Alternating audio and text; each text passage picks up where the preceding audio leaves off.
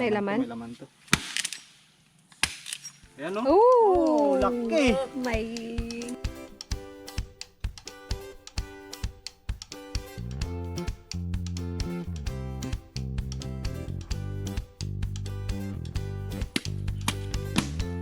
Uy. Ay, doon patalak. Ito maganda, malinis. Puti. Solid. Ooh. Sabi. Mama. Amo ba? Nasugat man eh. Oh, ito. Ayun, yan. Amo, laki. Taba. Oh. Suwabe lang. Amo! Tingnan nyo mga kabukids kung gano'ng kalaki oh.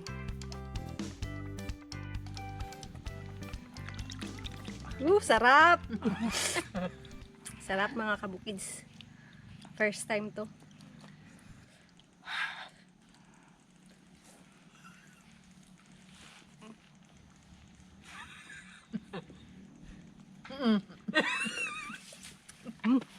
Andulas. Ay, ko pinyan. Hindi nila tubig. Ah!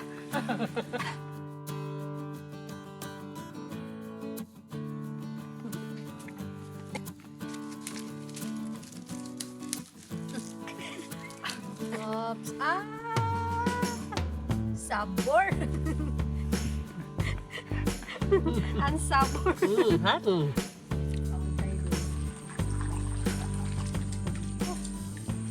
Ay, may nakuha rin kami ni Tita B na additional na kahoy na mayroong tamilok.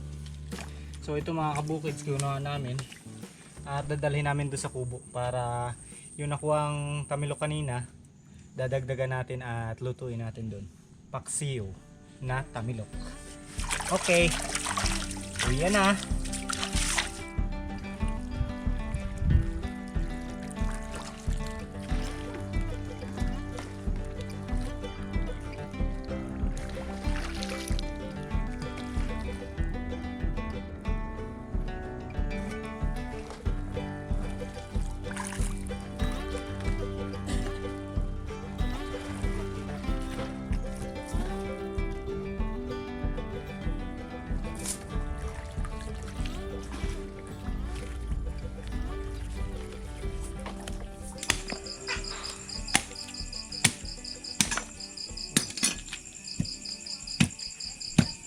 Oh. Wow! Nalaglag ng tuluyan.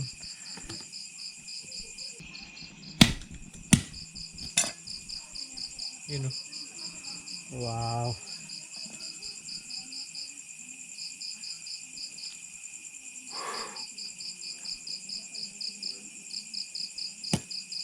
Uy, ang haba pa pala nun. Ang daming laman nito.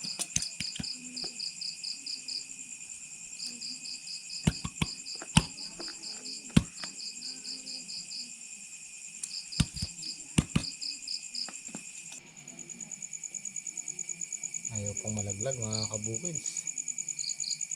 Oops, nakasabit yung ulo. Okay, pinutol ko na lang.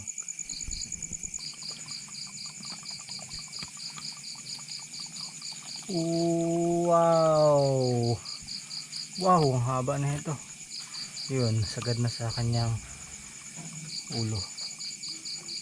Iyan o. Ang laki o.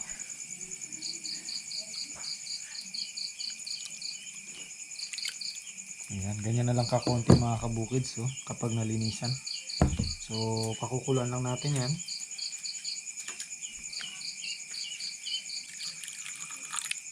Ayan. So, pakukuluan lang natin yan mga kabukids. At bukas ko na ito lulutuin.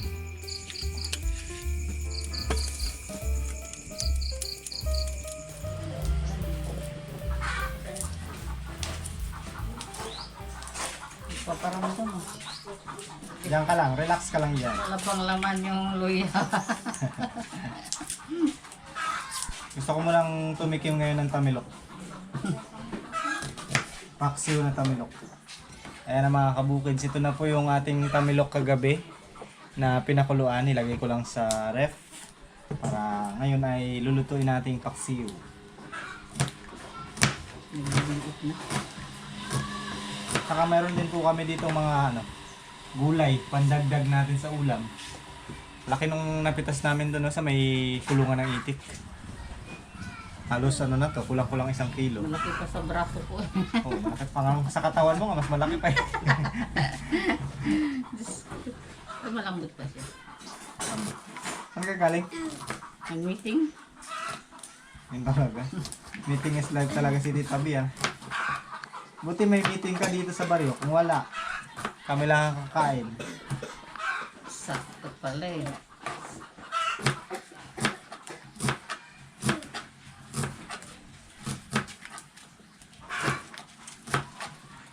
Uy, kamusta ang exam?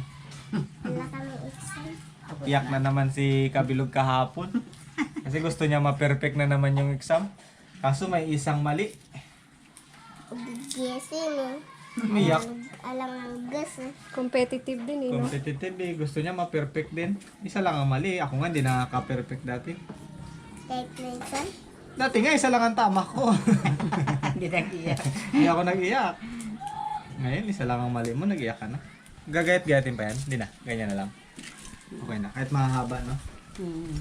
Pwede din. Expert yan. Pag hilaw nga, kasi nasubo mo na mahaba.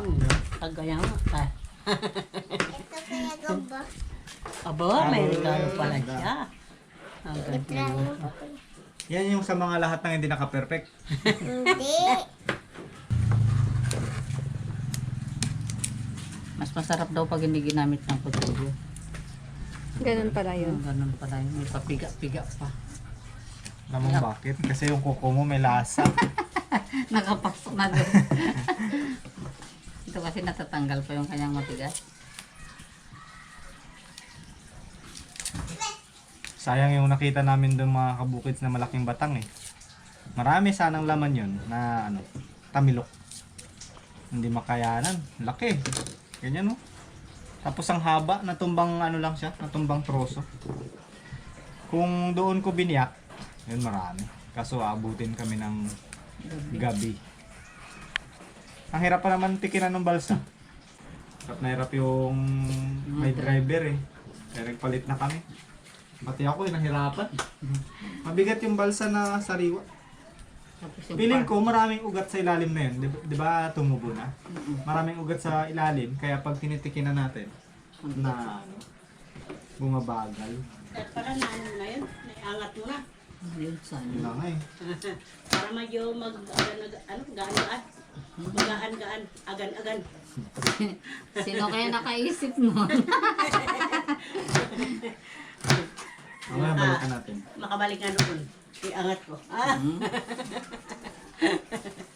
Sana nag-volunteer. Binalikan mo nga, may tubo na. oo. Ngayon pa kaya? Bihira tayo makakain mga kabukids ng tamilok kasi nga mahirap siya kunin eh. Tsaka bababa pa doon sa baba. Tsaka kasi po pag nangunguha ng tamilok kailangan tumiming na yung babaw ng tubig sa araw ay matagal. Kasi kung mabilis lang din, hindi pa nakakita nung kahoy na bulok, lumalalim na yung tubig, wala na, mahirap. Kaya hindi rin natin masisi yung mga nagkukuha ng tamilok kung bakit mahal yan. May kamahalan din. Tsaka yan eh, delicacy di ba? Sa Palawan. Tapos pag sa turista, pinakain sa turista, mahal na yan. Eh kami hindi kakain kasi hindi kami turista. Pinakuha lang kami. Sayang pa rin yun kung kakainin mo, di ba? Panturista naman.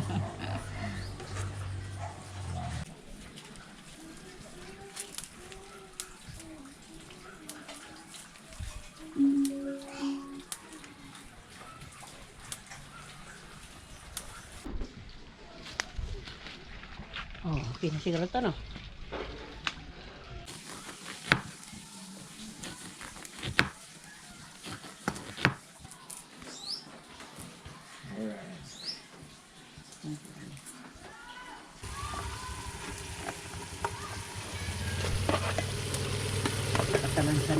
Ayan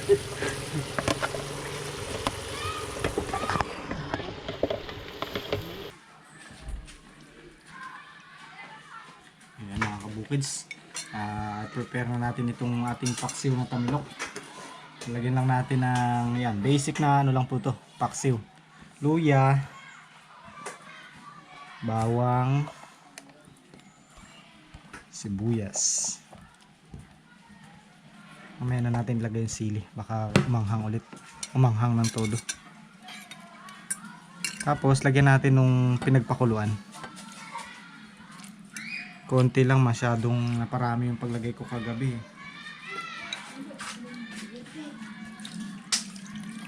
Yun. At syempre suka.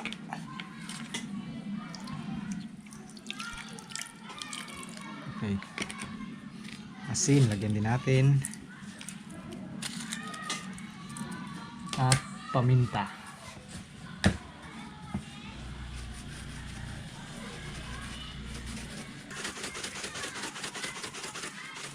Bango na kagad ah.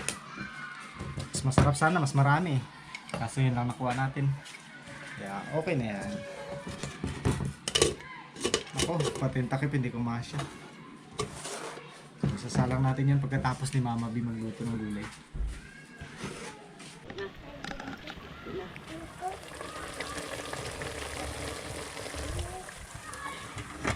Kunin na natin. Huwag luto na.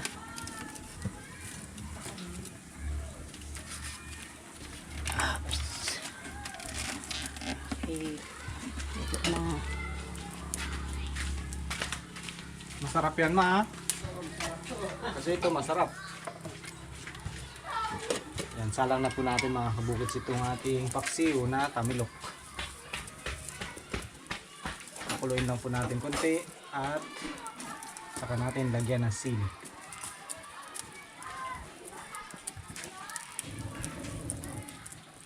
Plain na plain lang yan, walang halong kung ano-ano. Wow, sarap po. Lagyan na rin po natin mga kabukids ng sili. Konti lang.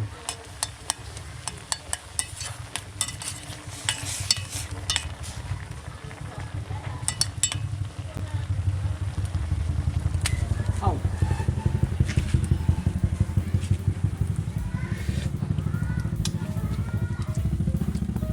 Kulang ng suka ah. Konting-konti pa. Ayan. Tapos konting asin ulit.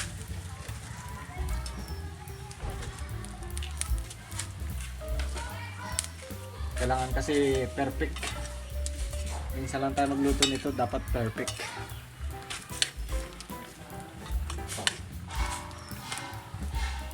Okay, konting kulo mga kabukids at kain na tayo. Tikman ko muna yung luto ko para proud. Sarap to bilog. Ibigyan ka ni Kuya ng tamilok. Hindi ka pa nakakain ito? Dapat pala sumama ka sa amin doon sa Bakawan. Para natikman mo yung sariwa. Sa sunod, pag kaya mo nang sumama doon. Oh, tikman mo. Oh, tikman mo raw. Tikman. Kain po tayo mga kabukids. Kanino? Oh. Lagyan natin yung bilog ng malaki. Mahaba to nung sariwa pa siya, tapos sumigsi na lang. Masarap. Mas masarap talaga siya pag niluluto.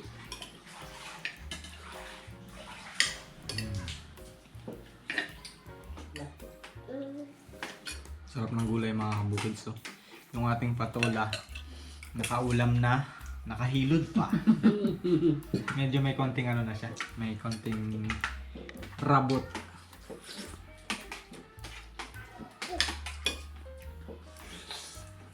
Sarap. Kimen, tikman mo. Baka hindi mo ako bigyan ng adobo mong sitaw eh. Yan ang naiiba. Masagal-tagal ka na hindi nakatikim yan. May papasok yung ano mo na sitaw. Mm. Wow. Lumigsi na siya, no?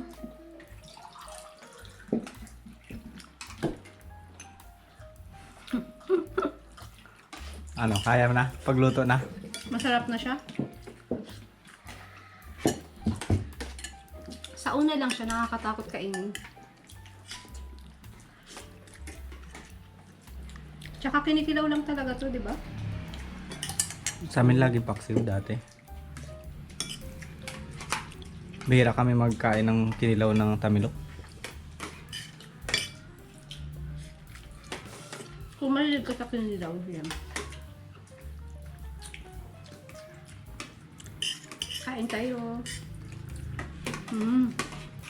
Sarap. Naglang tayo subo. Hindi mo na ng kabutin. Kain guys.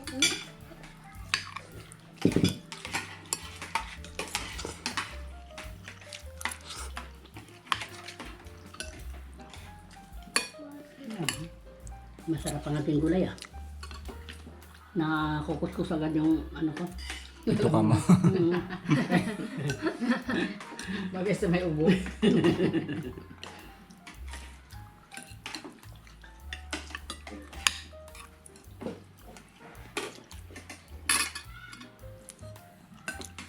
Hilugo, ayaw mo na? Sarap yan. Gusto niya siguro yung hilaw. Gusto mo yung fresh, bilog? Gusto niya daw yung fresh. Ayaw mo nga ng... Yung luto nga, ayaw mo. Gusto mo sariwan yung tamilok? Sariwa.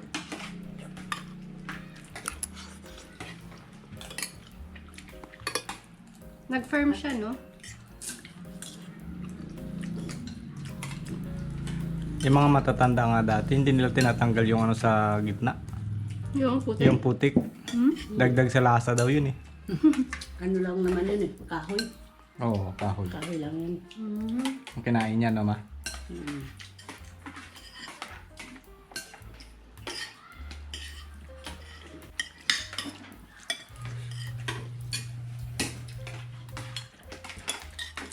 Ano pa dito? Tsagaan na lang natin, hati-hati na lang natin kasi kunti lang eh. Next time, ano natin, dumugin natin yung bakawan. Lahat tayo. Para marami tayong makuha. May kanya-kanyang palakol dapat. Kanya yung batang. Kuha mo, Kain mo. kain mo. Diretso agad. Foreigner nga kumakain ito. Gusto nga nila yan, exotic. Exotic food. Nakaka-challenge kasi siya.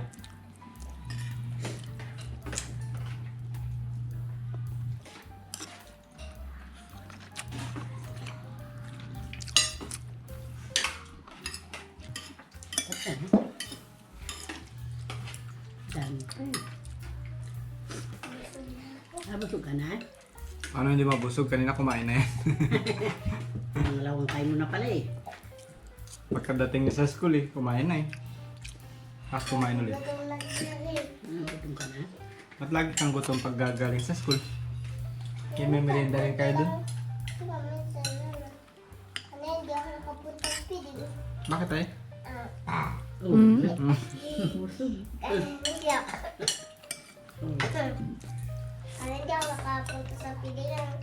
Ang piling namin, ipansit sa spaghetti. Oo. Bursa na yun ah. Ba't di ka pumunta?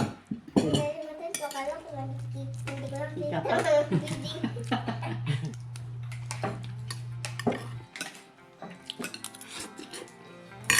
piling. Gulay.